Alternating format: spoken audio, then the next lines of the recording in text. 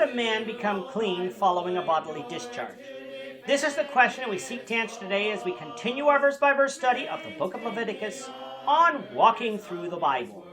The glory of his cross. If you have a Bible with you, turn to Leviticus chapter 15. We're going to be reading from verses 13 to 18. If you don't have a Bible, don't worry. Just follow along with us on the screen. The version that we'll be reading from is the New King James Version. So, Leviticus chapter 15, beginning at verse 13.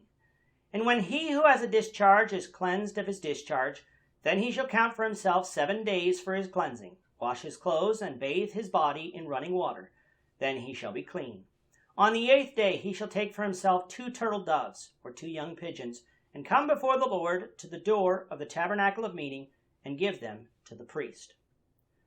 Then the priest shall offer them, the one as a sin offering, and the other as a burnt offering. So the priest shall make atonement for him before the Lord because of his discharge. If any man has an emission of semen, then he shall wash all his body in water and be unclean until evening.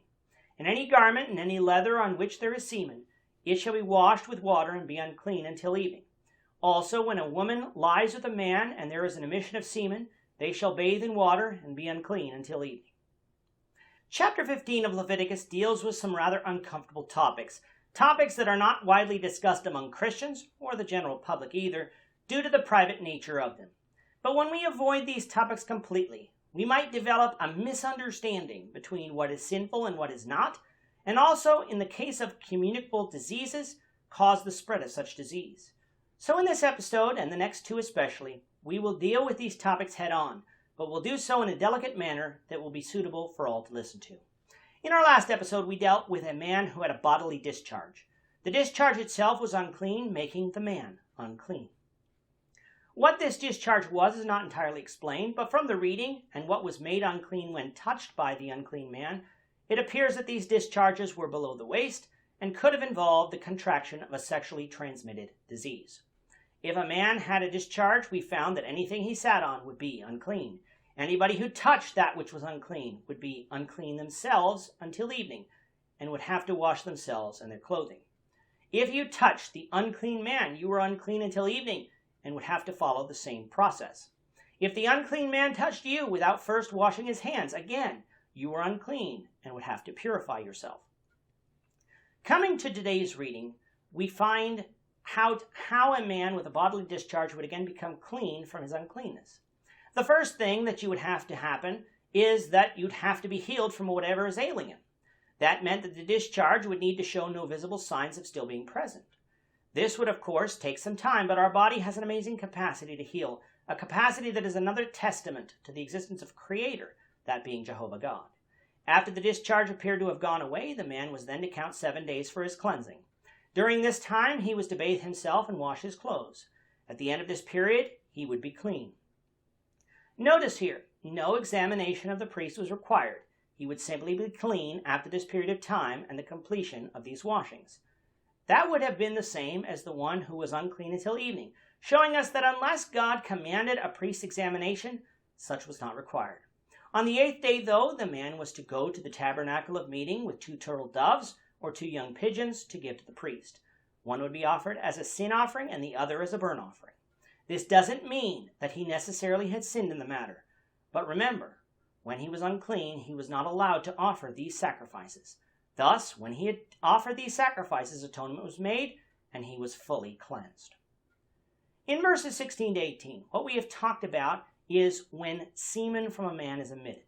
This can happen in one of 2 ways, an involuntary emission or a voluntary emission. Without going into too much detail, when a man does not have sexual intercourse for a lengthened period of time, the body can sometimes release on its own the excess semen that has built up in the body. This would almost always happen in the man's sleep and not noticed until morning.